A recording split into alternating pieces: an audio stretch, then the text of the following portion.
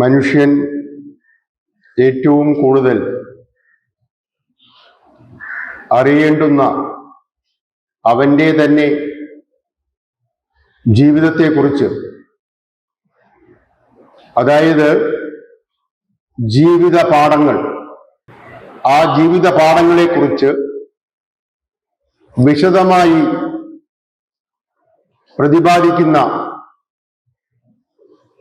ഒരു പ്രഭാഷണ പരമ്പരയാണ് ആരംഭിക്കാൻ പോകുന്നത്. ഭൂമിയിൽ ജനിച്ച് ജീവിച്ചു മരിക്കുന്ന മനുഷ്യൻ ഇവിടെ ജീവിക്കുമ്പോൾ എന്തുകൊണ്ടാണ് ഇത്രയും ദുഃഖവും പ്രതിസന്ധികളും നേരിടേണ്ടി വരുന്നത്? എത്ര ശ്രമിച്ചിട്ടും എന്തുകൊണ്ട് മനുഷ്യന്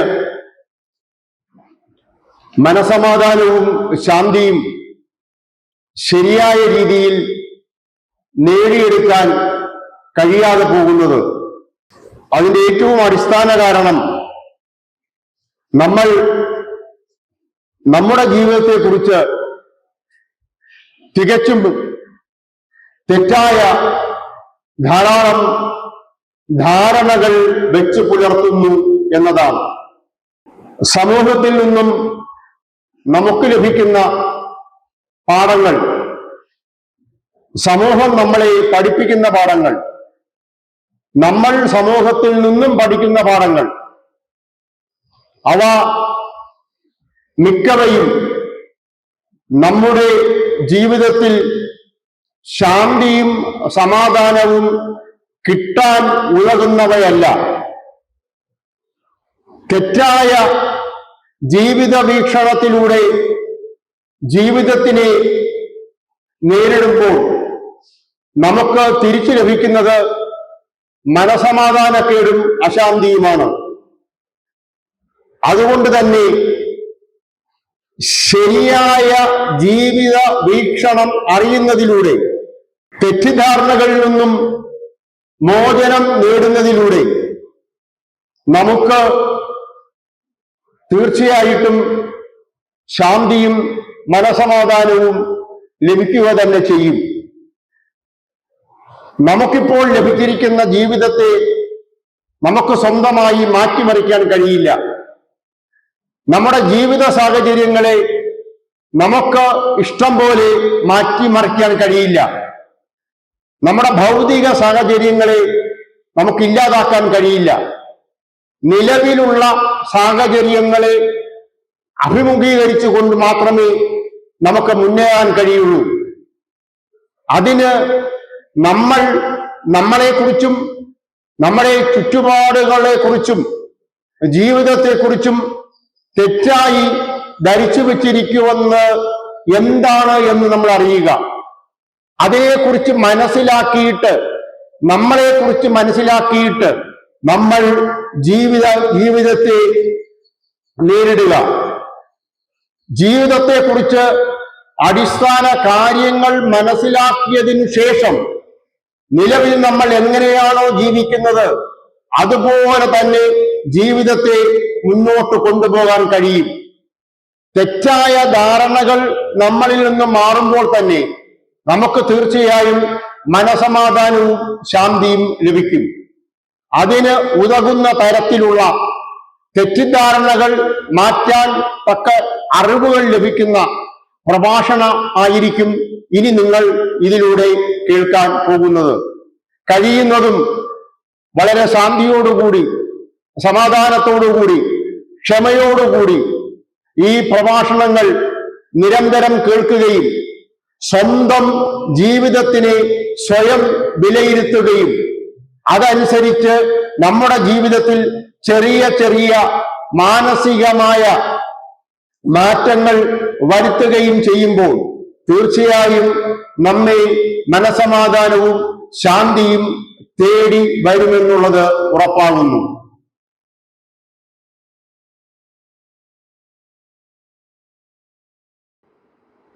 ഇപ്പൊ ഒന്ന് തുടങ്ങി വെക്കാൻ പോകുന്നത് മനുഷ്യൻ, ഹ്യൂമൻ ബീയിങ്സ്.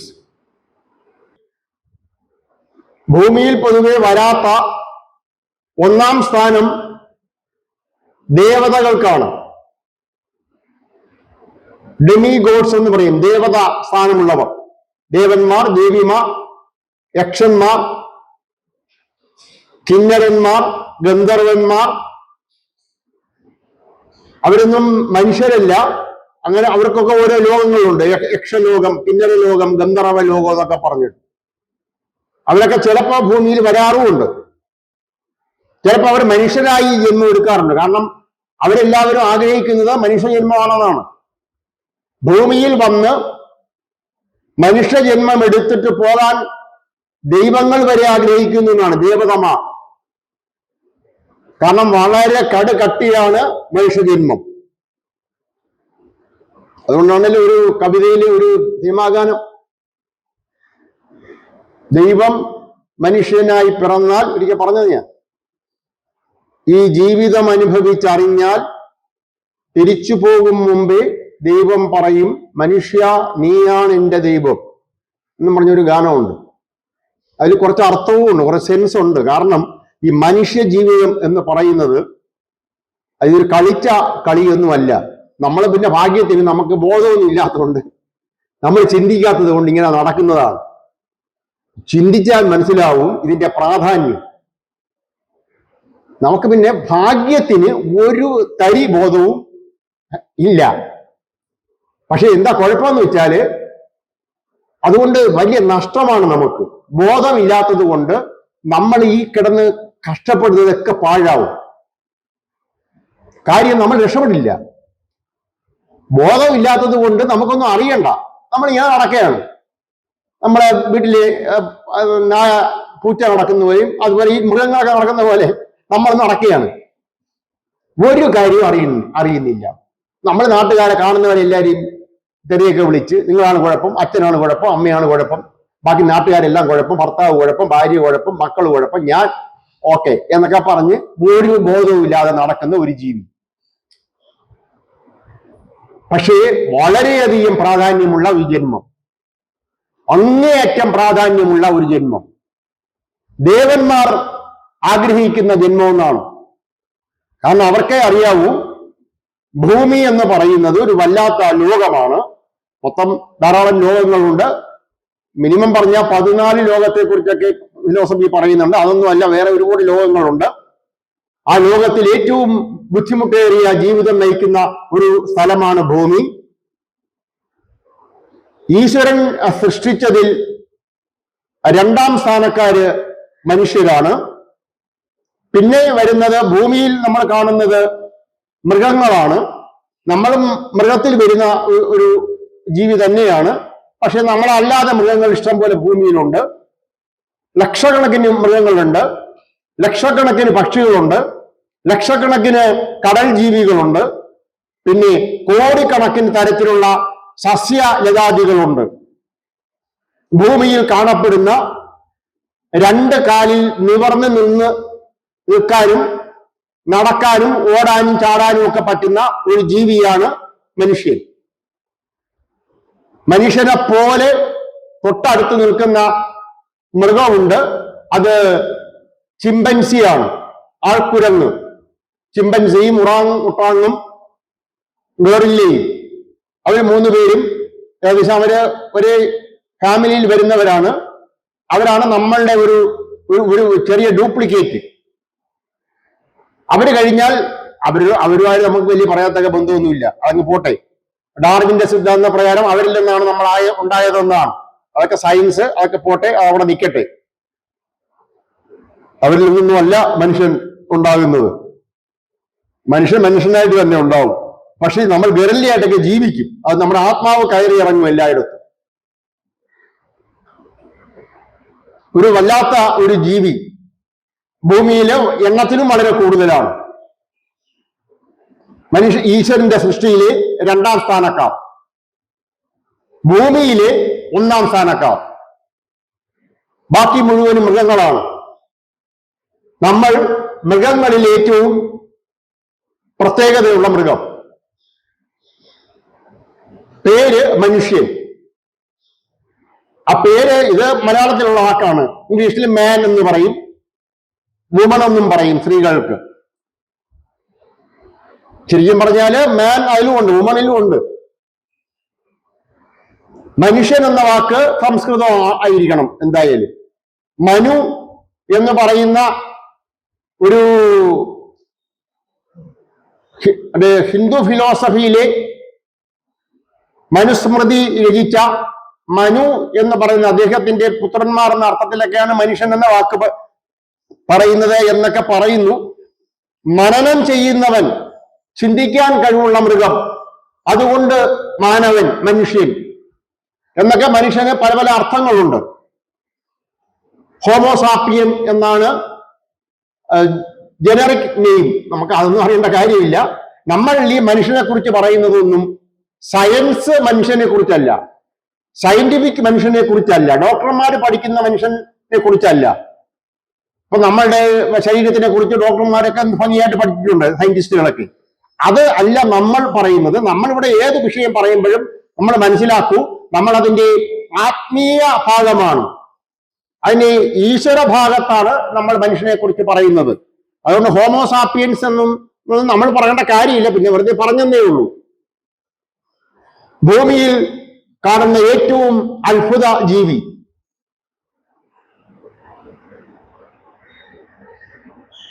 അറിവുള്ള ഒരു മൃഗം,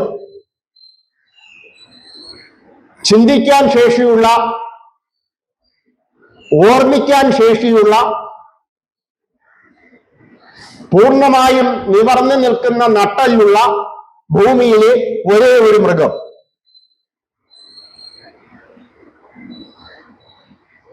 മൃഗഗ്രൂപ്പിലാണ് നമ്മൾ വരുന്നതെങ്കിലും മൃഗങ്ങളിൽ നിന്ന് നമുക്ക് വളരെ വലിയ വ്യത്യാസവുമുണ്ട്, മൃഗങ്ങളുമായി നമുക്ക് വളരെയധികം സാമ്യതകളുമുണ്ട്.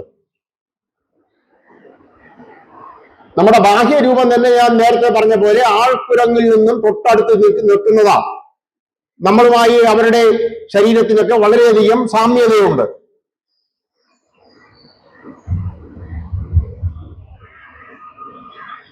ജന്തുക്കൾ എന്നും നമ്മളെ വിളിക്കും. ജന്തുക്കളിൽ നമ്മൾ പെടുന്നത്, ജന്തു എന്ന് പറയുന്നത് ഗർഭപാത്രത്തിലൂടെ ഭൂമിയിൽ ജനിക്കുന്ന എന്നാണ്. മറ്റു പല ജീവികളും ഗർഭപാത്രത്തിലൂടെ അല്ലാതെ ഉണ്ടാവുന്നു ഭൂമിയിൽ ഇഷ്ടം പോലെ. ഗർഭപാത്രത്തിലൂടെ ജനനം ഉണ്ടാവുന്ന ജീവികളെയാണ് ജന്തുക്കൾ എന്ന് വിളിക്കുന്നത്. ധാരാളം മൃഗങ്ങൾ അങ്ങനെയാണ് ജനിക്കുന്നത്. ആ അർത്ഥത്തിലും നമ്മൾ ജന്തുക്കളിൽ വരും ഈ മനുഷ്യൻ എന്ന വിഭാഗം. ഈ ഭൂമിയിൽ കാണുന്ന പ്രകൃതിയുടെ സൃഷ്ടികളിൽ വെച്ച് ഏറ്റവും അത്ഭുതമുള്ള, ഏറ്റവും പ്രത്യേകതകളുള്ള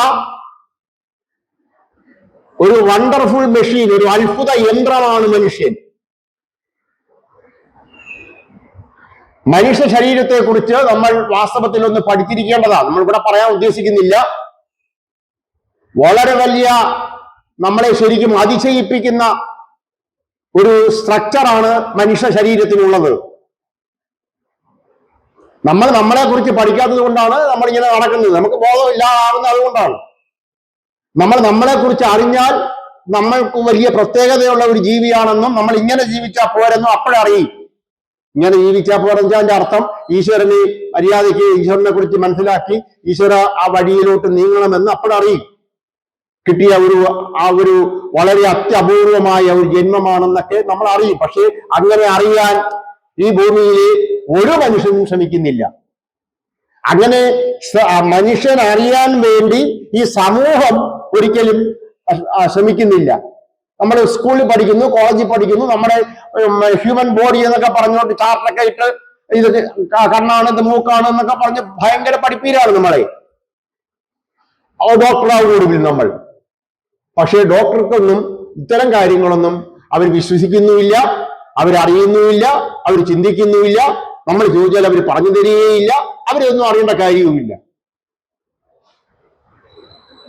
ലക്ഷക്കണക്കിന്, കോടിക്കണക്കിന് കോശങ്ങൾ അടങ്ങുന്ന വളരെ വളരെ വ്യത്യസ്തമായ രീതിയിൽ ജനിക്കുന്ന 280 ദിവസം ഒരു ഗർഭപാത്രത്തിൽ കടന്നു വരുന്ന, അത് കഴിഞ്ഞിട്ട് വളരെ വിചിത്രമായ ഒരു ജീവിത സാഹചര്യങ്ങളിൽപ്പെട്ട് ജീവിക്കുന്ന ഒരു ജീവി, മറ്റ് മൃഗങ്ങളിൽ നിന്നും ആ കാര്യത്തിൽ വളരെ വ്യത്യസ്തമായ ഒരു ജീവിതം നയിക്കുന്ന ജീവി മനുഷ്യൻ.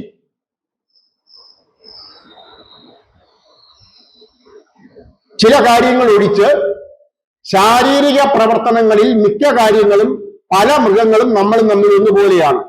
അവർക്ക് 2 കണ്ണുണ്ട്, നമുക്ക് 2 കണ്ണുണ്ട്, മൂക്ക് അവർക്കും നമുക്കും ഉണ്ട്, ചെവി അവർക്ക്, ഇതൊക്കെ ഒരുപാട് കാര്യങ്ങൾ, അകത്ത് ഹാർട്ടിന്റെ കാര്യത്തിലും വയറിന്റെ കാര്യത്തിലും ഒരുമാതിരിപ്പെട്ട എല്ലാ മിക്ക മൃഗങ്ങൾക്കും ഉള്ളത് തന്നെയാണ് നമുക്കുള്ളത്.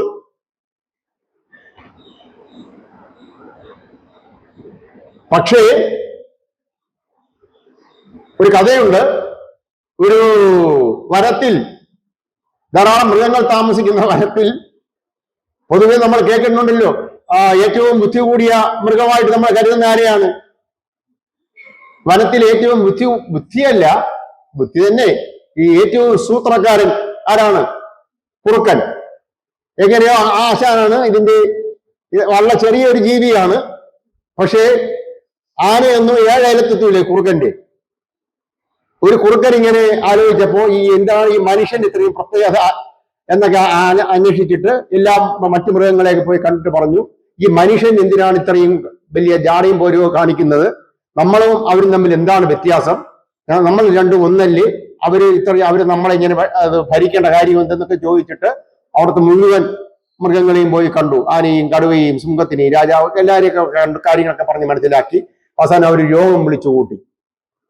യോഗം വേറൊന്നുമല്ല, മനുഷ്യൻ നമ്മളെക്കാൾ ഗതികെട്ടവനാണ്, നമ്മളെക്കാൾ കൂടിയതാണ് എന്ന് അവൻ പറയുന്നതിൽ ഒരു അർത്ഥവുമില്ല, നമ്മളത് അംഗീകരിച്ചു കൊടുക്കേണ്ട കാര്യമില്ല, നമ്മളും അവനും തുല്യരാണ്, ചില കാര്യങ്ങളിൽ അവനേക്കാൾ നമ്മൾ വളരെ നല്ലവരാണ്.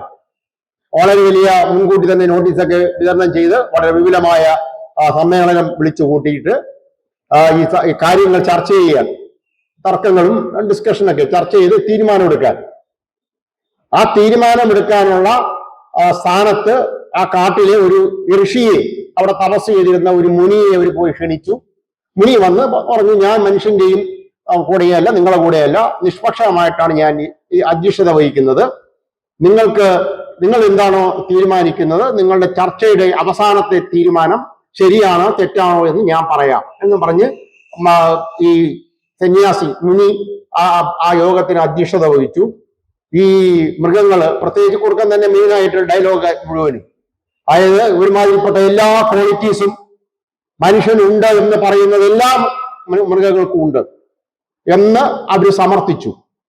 ഏകദേശം എല്ലാ കാര്യങ്ങളും, പലപ്പോഴും പല കാര്യങ്ങളിലും മനുഷ്യനേക്കാൾ എത്രയോ ഭേദം മൃഗങ്ങൾ എന്ന് വരെ ചർച്ച വന്നു. അതിൽ ശരിയുണ്ട്. കാരണം നമ്മളുടെ കയ്യിരിപ്പനുസരിച്ച് മൃഗങ്ങൾ വെറും പാവങ്ങളാണ്. വരുന്നുണ്ട് എവിടെയെങ്കിലും അത് വരുന്നുണ്ട്. മൃഗങ്ങളും മൃഗീയ സ്വഭാവം മാത്രമേ ഉള്ളൂ. നമ്മളങ്ങനെയല്ല. നമ്മൾക്ക് മൃഗീയ സ്വഭാവം കൊണ്ട് അസാമാന്യമായ കുബുദ്ധിയും വഞ്ചനയും ചതിയും ഭയങ്കര പ്രശ്നമാണ്. മൃഗങ്ങൾക്കില്ലാത്ത വളരെ വലിയ കുഴപ്പങ്ങൾ നമുക്കുണ്ട്, മൃഗങ്ങൾക്കില്ലാത്ത വളരെ വലിയ ഗുണങ്ങളും നമുക്കുണ്ട്. ഈ ചർച്ച ഇങ്ങനെ പോയി അവസാനം തീരുമാനത്തിലോട്ട് എത്തുന്നത് മൃഗങ്ങളും മനുഷ്യരും തുല്യരാണ്, ചില കാര്യങ്ങളിൽ മൃഗങ്ങളാണ് ഭേദം എന്ന് വരെ എത്തി. അവസാനം ഈ മുനിയോട്, സന്യാസിയോട് അഭിപ്രായം പറയാൻ പറഞ്ഞപ്പോ അദ്ദേഹം പറഞ്ഞു, നിങ്ങൾ പറയുന്നതിൽ 99% ഞാൻ യോജിക്കുന്നു. നിങ്ങൾ പറഞ്ഞത് ശരി തന്നെയാണ്. നിങ്ങളെക്കാൾ വളരെ മോശമായ മൃഗീയ സ്വഭാവമുള്ളവർ തന്നെയാണ് മനുഷ്യൻ. ഒരു എക്സാമ്പിള്, മൃഗങ്ങൾ കൂടെയുള്ള മറ്റ് മൃഗങ്ങളെ കൊല്ലാറില്ല ഭക്ഷണത്തിന് പോലും. ഒരു സിംഹത്തിനെ ഭക്ഷണത്തിന് കൊല്ലില്ല. അതുപോലെ സിംഹം ആരെങ്കിലും കൊല്ലുന്നുവെങ്കിൽ അതിന് ആഹാരത്തിന് വേണ്ടി മാത്രം, അതും ആവശ്യത്തിന് മാത്രം. ഒരു മാനിനെ പിടിച്ച് കൊന്ന് തിന്നിട്ട് പിന്നെ മുന്നോട്ട് പോകുമ്പോൾ വേറൊരു മാനിനെ കണ്ടാൽ അത് മൈൻഡ് പോലും ചെയ്യില്ല. അടുത്തതിന് വിശക്കുന്ന സമയത്ത് മാത്രമേ അത് അടുത്തിന് വേട്ടയ്ക്കിറങ്ങുള്ളൂ. റിസർവ് ചെയ്ത പരിപാടിയൊന്നുമില്ല. കുറെ മാനുകളെയൊക്കെ കൊന്ന് ഈ ഐസിട്ട് വെക്കാം, അല്ലെങ്കിൽ ഫ്രിഡ്ജിൽ വെക്കാം, ആ പരിപാടിയൊന്നും അവർക്കില്ല. അവര് നാച്ചുറൽ ലൈഫാണ്. പക്ഷേ ഈ ലോകത്ത് ഒരു കാര്യവുമില്ലാതെ കൂടെ ഉള്ളവരെ കൊല്ലുന്ന ഒരേ ഒരു മൃഗം ആരാണ്? മനുഷ്യനാണ്. അത് തിന്നാനുമല്ല, കൊന്നൊടുക്കുകയാണ്. ലക്ഷക്കണക്കിന് കോടിക്കണക്കിന് ആൾക്കാരെയാണ് ബോംബിട്ട് കൊല്ലുന്നത് ഒരു മനുഷ്യൻ. വിഷങ്ങൾ. അതായത് മനുഷ്യൻ ഈ മൃഗങ്ങൾ വെച്ച് നോക്കുമ്പോൾ മൃഗം എത്രയോ ഭേദമെന്ന് വാദിക്കുന്നതിൽ ശരിയുണ്ട്. പക്ഷെ അവസാനം സന്യാസി പറഞ്ഞു, നിങ്ങൾ പറഞ്ഞതൊക്കെ ശരിയാണ്, നിങ്ങളുടെ എല്ലാ കുഴപ്പങ്ങളും ഈ മനുഷ്യൻ എന്ന് പറയുന്ന മൃഗത്തിനുണ്ട്. പക്ഷേ ഒരു വളരെ വലിയ വ്യത്യാസം നിങ്ങൾ തമ്മിലുണ്ട്, അത് സമ്മതിച്ചേ ഒക്കുള്ളൂ. അതായത് ഈ മനുഷ്യന് മൃഗങ്ങളെപ്പോലെ തന്നെ ധാരാളം ദുസ്വഭാവങ്ങളുണ്ട്, മൃഗത്തിനുമുണ്ട്. മൃഗത്തിന് പ്രത്യേകിച്ച് മനുഷ്യനുള്ള പല ദുസ്വഭാവങ്ങളും മൃഗങ്ങൾക്കില്ല. പക്ഷെ പറഞ്ഞത് മൃഗങ്ങൾക്ക് അവരുടെ സ്വഭാവം, സ്വന്തം ഭാവം, ഒരു കടുവയ്ക്ക് അതൊരു ക്രൂര മൃഗമായിട്ടാണ് നമ്മൾ കരുതുന്നത്. അതായത് വളരെ ക്രൂവൽറ്റി കൂടിയ. അപ്പൊ അതിന്റെ ഇരയെ കാണുമ്പോൾ അത് വളരെ ക്രൂരമായി ആക്രമിച്ച് കൊല്ലും. ക്രൂവൽറ്റി ഉള്ള ഒരു മൃഗമാണ്. ഈ കടുവയ്ക്ക് ഒരിക്കലും അത് എത്ര ജന്മം ജനിച്ചാലും അതിന്റെ സ്വഭാവത്തിനെ മാറ്റാൻ പറ്റില്ല. മൃഗങ്ങൾക്കൊരിക്കലും അതിന്റെ സ്വഭാവം മാറ്റാൻ പറ്റില്ല. സ്വഭാവം, സ്വന്തം ഭാവം മാറ്റാൻ പറ്റില്ല. ഈ കുറുക്ക വാചകമൊക്കെ അടിക്കുന്നുവെങ്കിലും കോഴിക്കോട്ടിനടുത്തെത്തിയാൽ അതിന്റെ സ്വഭാവം എന്താണെന്ന് അറിയാലോ. അതിന് വേറെ ഒരു രക്ഷയില്ല, അത് പിടിച്ചിരിക്കും. പക്ഷേ മെനക്കെട്ട് വിചാരിച്ചാൽ, ആത്മാർത്ഥമായി വിചാരിച്ചാൽ സ്വന്തം ദുസ്വഭാവത്തെ, ബാഡ് ഹാബിറ്റ്സിനെ മാറ്റാൻ കഴിയുന്ന ഒരേ ഒരു മൃഗം മനുഷ്യനാണ്. അവൻ വിചാരിച്ചാൽ അവന് രാക്ഷസനും ആവാം, നേരെ തിരിച്ചവന് ഈശ്വരനും ആവാം. ശരിക്കും പറഞ്ഞാൽ മൃഗത്തിനും ഈശ്വരനും ഇടയ്ക്ക് നിൽക്കുന്ന ഒരു കണ്ണിയാണ് മനുഷ്യൻ. അവന് വേണമെങ്കിൽ മൃഗമാവാം, അതല്ലെങ്കിൽ അവൻ വിചാരിച്ചാൽ അവന് ഈശ്വരനാവാൻ ഉള്ള ഒരു പ്രത്യേകത അവനുണ്ട്. ആ പ്രത്യേകത ഉള്ളത് കൊണ്ട്, പക്ഷേ എന്നിട്ട് പറഞ്ഞു, ആ പ്രത്യേകത ഉള്ളത് കൊണ്ട് അവൻ മൃഗങ്ങളിൽ നിന്നും നിങ്ങളിൽ നിന്നും വ്യത്യസ്തരാണ്. പക്ഷെ അവൻ ആ പ്രത്യേകത സ്വന്തമായി ഉപയോഗിച്ചില്ല എങ്കിൽ അവൻ നിങ്ങളെക്കാൾ വളരെ താഴ്ന്നവനാണ് എന്ന് പറഞ്ഞാണ് ആ യോഗം പിരിച്ചുവിടപ്പെടുന്നത്. അതായത് ബാക്കി എല്ലാ കാര്യങ്ങളിലും നമ്മൾ മൃഗത്തിനോട് അടുത്ത് നിൽക്കുന്നു. പക്ഷേ ഈ പറയുന്ന വേണമെങ്കിൽ പോസിറ്റീവായി മാറി അങ്ങനെ മുന്നോട്ട് പോയി ഒടുവിൽ ഒരു ഗുരുവായി ഈശ്വരനായി തീരാനുള്ള കപ്പാസിറ്റിയുള്ള ഒരേ ഒരു മൃഗം അത് മനുഷ്യനാണ്. ഇനിയുണ്ട്. പിന്നെ പറഞ്ഞത് ഈ ഭൂമി മുഴുവനും മായയാണ്, ഇല്യൂസറി നേച്ചറാണ്. ആ മായ ആണെന്ന് മനസ്സിലാക്കി മായയെ കീഴടക്കി സ്വന്തം ശരീരത്തിനുള്ളിൽ ആത്മാവ് കുടികൊള്ളുന്നു എന്ന് തിരിച്ചറിയാൻ കഴിയുന്ന ഒരേ ഒരു മൃഗം മനുഷ്യനാണ്. ഈ രണ്ട് കാര്യവും ചെയ്തിട്ട് ഈശ്വരനുമായി ഒന്നായി തീരാൻ പറ്റുന്ന ഒരേ ഒരു മൃഗവും മനുഷ്യനാണ്. ഇത് മൂന്നും ചെയ്തില്ലെങ്കിൽ മൃഗത്തിനേക്കാൾ വളരെ ഗതികെട്ട ജീവിതം നയിച്ച് മരിക്കുന്നതും മനുഷ്യനാണ്. മനുഷ്യന്റെ ഉള്ളിൽ വളരെ വലിയ മൃഗീയത ചില സമയങ്ങളിൽ വീട്ടിൽ കണ്ടില്ലേ, നമുക്ക് അത് പുറത്തു വരും, വീട്ടിലും വരും, വേറെ ആൾക്കാർ നമ്മളെ വല്ലതും പറയുമ്പോഴും വരും. വളരെ സമാധാനമായിട്ട് ഓം ശാന്തി എന്നൊക്കെ പറഞ്ഞ് നടക്കുന്ന നമ്മളെ മുഖത്ത് പോയി ആരെങ്കിലും കൈ കൊണ്ട് വലിയ പറഞ്ഞു നോക്കണം. അപ്പോഴാണ് നമ്മുടെ ശാന്തിയൊക്കെ പോകുന്നത്. ഏത് വരും? ഏത് സിനിമ? മണിച്ചിത്രത്താഴിലെ നാഗവല്ലി വരുന്നത് കാണാം പതുക്കെ. അത് നമ്മളിലുണ്ട്, അത് ഉള്ളിലുള്ള നമ്മളിങ്ങനെ പൗഡറൊക്കെ ഇട്ട് മുടിയൊക്കെ ചെയ്യും, നല്ല ഷർട്ടൊക്കെ ഇട്ട് വളരെ കോളിനോസ് പുഞ്ചിരി, ആ വാക്കിപ്പോൾ ഉപയോഗിക്കാറില്ല, കോളിനോസ് പുഞ്ചിരിയൊക്കെ ആയിട്ട് നമ്മളിങ്ങനെ നടക്കുന്നു. അത് വെറുതെയാണ്. നമ്മുടെ ഉള്ളിൽ വളരെ വലിയ ഒരു മൃഗം അത് ചങ്ങലയൊക്കെ ഇട്ടത് അങ്ങനെ അകത്ത് കിടപ്പുണ്ട്. അത് ആവശ്യം വന്നാൽ അതിങ്ങ് പുറത്തിറങ്ങും. അത് പതുക്കെ വരുമ്പോഴാണ് നമ്മുടെ ഭാഷ മാറുന്നതും നമ്മുടെ രൂപം മാറുന്നതും കണ്ണ് മാറുന്നതും നമ്മുടെ മൊത്തം അവസ്ഥയൊക്കെ മാറി അൺകൺട്രോളബിൾ ആയി തീരും. അതായത് നമ്മൾക്ക് നമ്മളെ നിയന്ത്രിക്കാൻ പറ്റാത്ത അവസ്ഥയിൽ നമ്മളെപ്പോഴും മൃഗമാണ്. അങ്ങനെ നല്ല മൃഗീയ സ്വഭാവം നമ്മളിലുണ്ട്. അതേപോലെ നമ്മൾ തന്നെയാണ് മദർ തെരേസയാകുന്നതും ജീസസ് ക്രൈസ്റ്റ് ആകുന്നതും മുഹമ്മദ് നബി തിരുമേനിയാകുന്നതും ശ്രീരാമനാകുന്നതും ശ്രീകൃഷ്ണനാകുന്നതും എല്ലാം മനുഷ്യൻ തന്നെയാണ്. മനുഷ്യൻ അത് കഴിയും. പക്ഷെ പൊതുവെ നമ്മൾ അങ്ങോട്ടൊന്നും നമുക്ക് പോകാൻ പറ്റാറില്ല. നമ്മൾ അഭിനയിച്ച് ഇങ്ങനെ നല്ലവനായിട്ട് നടക്കുകയാണ് ചെയ്യുന്നത്. അടിസ്ഥാനപരമായി കാര്യം മനസ്സിലാക്കി നമ്മൾ മാറണം. അങ്ങനെ മാറാത്തടത്തോളം കാലം നമ്മളിൽ മൃഗീയത തന്നെയാണ് കൂടുതൽ. പക്ഷെ നമ്മുടെ ഉള്ളിൽ എപ്പോഴും ഒരു മാലാഖ ഏഞ്ചലിക് ക്യാരക്ടർ നമ്മളിൽ തന്നെ ഉണ്ടായിരിക്കും. അത് ജന്മനാലുള്ളതാണ്. ഇതിന് ഏത് വേണം എന്ന് നമുക്ക് തീരുമാനിക്കാം. അത് മരിക്കുമ്പോൾ നമ്മൾ മൃഗമാണ് എങ്കിൽ അങ്ങോട്ട് പോകും, മാലാഖയാണെങ്കിൽ ആ പോകേണ്ടിടത്തോട്ട് പോകും. അങ്ങനെ രണ്ടായിട്ടും തിരിയാൻ പറ്റുന്ന ഒരു നാൽക്കവലയിൽ നിൽക്കുന്ന ഒരേ ഒരു മൃഗം മനുഷ്യനാണ്. മനുഷ്യനിൽ ആത്മാവ് കുടികൊള്ളുന്നു.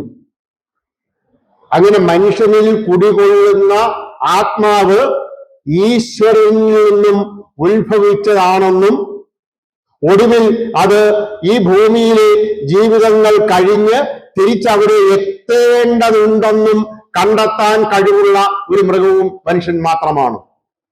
മനുഷ്യൻ അങ്ങനെ വളരെ വലിയ പ്രത്യേകതയാണ്. മനുഷ്യൻ ഒരു ഇൻ ബിറ്റ്വീൻ സ്റ്റേജ് ആണ്. ഒന്നുകിൽ അങ്ങോട്ട് അല്ലെങ്കിൽ ഇങ്ങോട്ട്, രണ്ടിനും ഇടയ്ക്ക് നിൽക്കുന്നതാണ് മനുഷ്യൻ.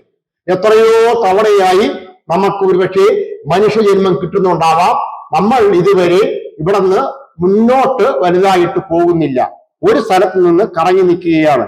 നമ്മുടെ ദുസ്വഭാവം മാറുന്നില്ല, നമ്മൾ പഠിക്കേണ്ട പാഠം പഠിക്കുന്നില്ല, നമ്മൾ പരീക്ഷ പാസ്സാവുന്നില്ല, നമ്മൾ കറങ്ങുകയാണ് നിന്ന്. പിന്നെ ഹിറ്റ്ലറോ മുസോളിനിയോ ഇതി അമീനോ ആയാലുള്ള പ്രശ്നം എന്താ? നമ്മളങ്ങ് അമീബയായിട്ട് പോകും. നമ്മളൊരു ഇവല്യൂഷണറി ലാഡറിലാണെന്ന് നമ്മൾ പറഞ്ഞിട്ടുണ്ട്. പരിണാമ കോണി. നമ്മളിങ്ങനെ നമ്മുടെ ആത്മാവ് ഇങ്ങനെ ഇറങ്ങിയും കയറിയും വന്നുകൊണ്ടിരിക്കുകയാണ്. അതുകൊണ്ടാണ് ആൾക്കുരങ്ങ് ആയിരിക്കുന്നതും നമ്മൾ തന്നെയാണ്. ഡാർവിൻ പറഞ്ഞത് ആൾക്കുരങ്ങിൽ നിന്നും അടുത്ത പരിണാമത്തിൽ മനുഷ്യനുണ്ടാകുന്ന. അതിനൊരു മിസ്റ്റേക്ക് ഉള്ളത്.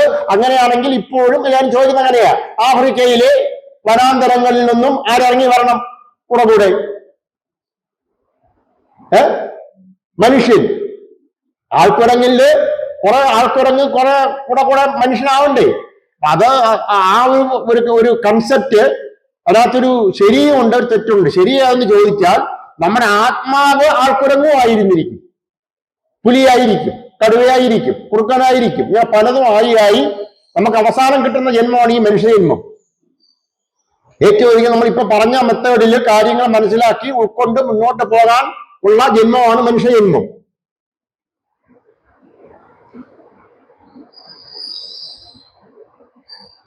നമ്മുടെ ഉള്ളിൽ ഒരു ആത്മാവുണ്ട് എന്നും നമ്മൾ ആത്മീയ ജീവിയാണെന്നും ശരിക്കും നമ്മൾ ആത്മാവാണെന്നും ഇതൊക്കെ പലതവണ പറഞ്ഞതാണ്. എന്നാൽ ഇവിടെയും പറയുന്നതേ ഉള്ളൂ. ആത്മാവാണെന്നും നമ്മൾ തിരിച്ചറിയണം, നമ്മൾ കണ്ടെത്തണം. അല്ലാതെ നമ്മൾ ഈ ഭൂമിയിൽ ജീവിക്കുന്നത് മറ്റ് മൃഗങ്ങളെപ്പോലെ ശരീരത്തിന്റെ ആവശ്യങ്ങൾ നിറവേറ്റാൻ മാത്രമല്ലെന്ന് അറിയേണ്ടത് നമ്മളാണ്, മനുഷ്യനാണ്. അതിനുള്ള കഴിവ് നമുക്കുണ്ട്. മറ്റ് മൃഗങ്ങൾക്ക് ശാരീരികമായിട്ട് ആഹാരം വേണം, ധാരാളം കാര്യങ്ങളുണ്ടല്ലോ, അതെല്ലാം നമുക്കും വേണം. നമ്മൾ ആ ലെവലിൽ തന്നെ നിൽക്കുകയാണ്. അതായത് മൃഗങ്ങൾക്ക് എന്ത് ആവശ്യമുണ്ടോ ആ ലെവലിൽ നമ്മൾ നിൽക്കുന്നു. പിന്നെ നമ്മൾ കുറെ ആവശ്യങ്ങളൊന്നും നമ്മുടെ ആത്മാവുമായി ബന്ധപ്പെട്ട ആവശ്യങ്ങളല്ല. സൗന്ദര്യം വർദ്ധിപ്പിക്കലും മുടി ചെയ്യലും മറ്റു ബാക്കി കാര്യങ്ങളൊക്കെ അത് ഒരു പരിധിവരെ ആത്മാവുമായി അതിന് വലിയ ബന്ധമൊന്നുമില്ല. നമ്മുടെ സമൂഹ ജീവിയായി നമ്മളൊരു മര്യാദയ്ക്ക് വൃത്തിയായി നടക്കണമെന്നേ ഉള്ളൂ. പക്ഷെ നമ്മുടെ ഫുൾ ടൈം പരിപാടി ബ്യൂട്ടി പാർലറിലായ എങ്ങനെ ഇരിക്കും? നമ്മൾ ജീവിക്കുന്നത് ബ്യൂട്ടി പാർലറിൽ പോകാനാണ്, അല്ലെങ്കിൽ ജിമ്മിൽ പോകാനാണ്, ശരീരത്തിന് മിസ്റ്റർ ഇന്ത്യ ആവാനാണ് എന്ന മട്ടിൽ നമ്മൾ ജീവിച്ചാൽ എങ്ങനെ ഇരിക്കും? ഒരാൾ ഒരു മിസ്റ്റർ ഇന്ത്യയൊക്കെ ആവുക എന്ന് പറഞ്ഞാലേ ആലോചിച്ച് നമുക്ക് പോക്കാണ് യഥാർത്ഥത്തിൽ. കാര്യം അവർ 40-45 വയസ്സ് കൊണ്ട് തന്നെ അവരുടെ ധാരാളം അസുഖങ്ങൾ അവർക്കുണ്ടാവും. അതായത് ജീവിക്കുന്നത് മസിൽ ഉണ്ടാക്കാൻ, അല്ലെങ്കിൽ ജീവിക്കുന്നത് മറ്റേ ബ്യൂട്ടി പാർലറിൽ പോയി ഫേസ് റെഡിയാക്കാൻ എന്ന് പറഞ്ഞാൽ അത് എന്ത് ജീവിതമാണ്? അതിനേക്കാൾ ഭേദം മൃഗങ്ങളാണ്. അതായത് നമ്മൾ കാര്യങ്ങൾ ആവശ്യത്തിന് സമൂഹത്തിൽ ജീവിക്കണം. നമുക്ക് കുറെ കാര്യങ്ങളുണ്ടല്ലോ, സമൂഹ ജീവിയായിട്ട് നമ്മളിവിടെ വേണ്ടുന്ന കുറെ കാര്യങ്ങളുണ്ട്. അങ്ങനെ ജീവിക്കുന്ന കൂട്ടത്തിൽ നമ്മുടെ പ്രധാനപ്പെട്ട ലക്ഷ്യം ഈശ്വരന്റെ വഴി എന്തെന്നും ആത്മാവ് എന്തെന്നും നമ്മൾക്ക് അതിലുള്ള പങ്ക് എന്തെന്നും നമ്മൾ എന്തൊക്കെയാണ് അറിഞ്ഞിരിക്കേണ്ടതെന്നും നമ്മൾ എങ്ങനെയാണ് ജീവിതം നയിക്കേണ്ടതെന്നും അറിയുക എന്നുള്ളതാണ്. അങ്ങനെ അറിയാൻ കഴിയുന്ന ഭൂമിയിലെ ഒരേ ഒരു ജീവിയാണ് ഈ മനുഷ്യൻ.